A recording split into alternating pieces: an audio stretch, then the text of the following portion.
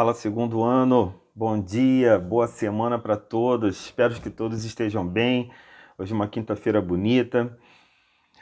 Mais uma aula de geografia. Vamos finalizar o segundo capítulo do sétimo livro de vocês, Agropecuária. Estamos falando de agricultura, estamos falando de pecuária, de criação e falando um pouquinho sobre impactos ambientais. Hoje iremos corrigir os exercícios. Tem alguns trabalhos que eu já recebi espero que os outros estejam também com seus trabalhos aí prontos para que a gente possa mostrar qual é a visão de vocês segundo o assunto, né?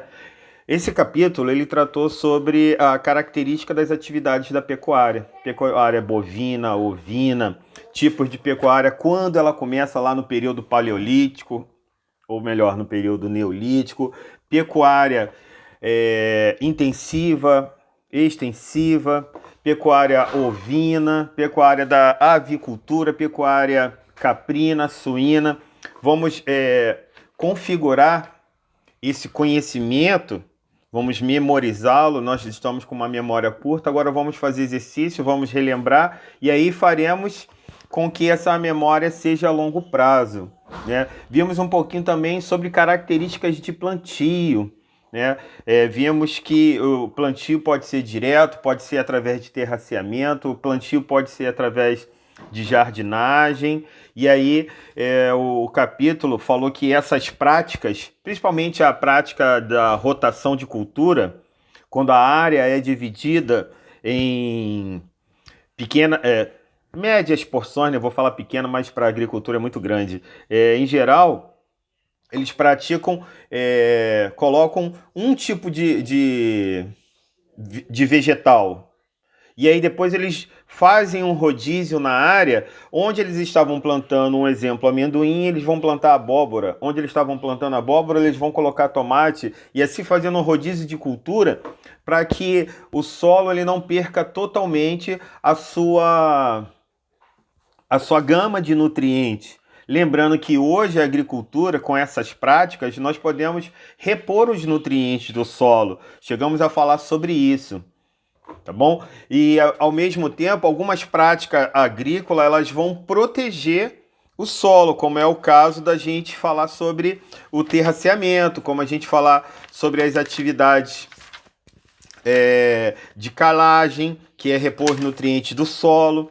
Falamos também nesse capítulo o cultivo de alimentos ou de plantas orgânicas, aquelas que não usam pesticida, não usam agrotóxicos, e sim fertilização orgânica. Lembrando que isso está dando muita grana hoje, né? Chegamos até a comentar sobre valores em cima de um alimento orgânico, tá?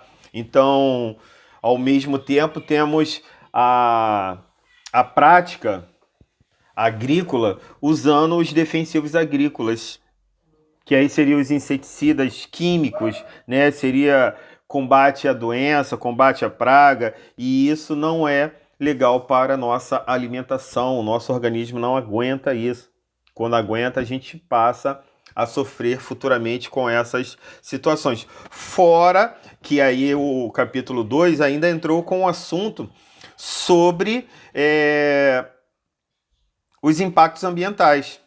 Esses impactos ambientais também causados por pesticidas, por defensivos agrícolas, né? Ao mesmo tempo que o capítulo 2 ele falou que a prática agrícola da curva de nível protege a encosta onde eles estão praticando agricultura para que não aconteça a lixiviação, que é a retirada dos nutrientes do solo, assim como se o solo estivesse sendo lavado, levando e levado todos os nutrientes importantes.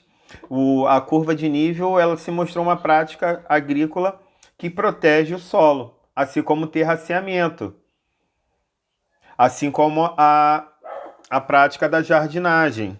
Então, um dos sérios problemas provocados pelo excesso do uso de inseticidas é a falta desses insetos que ficam ali alimentando a cadeia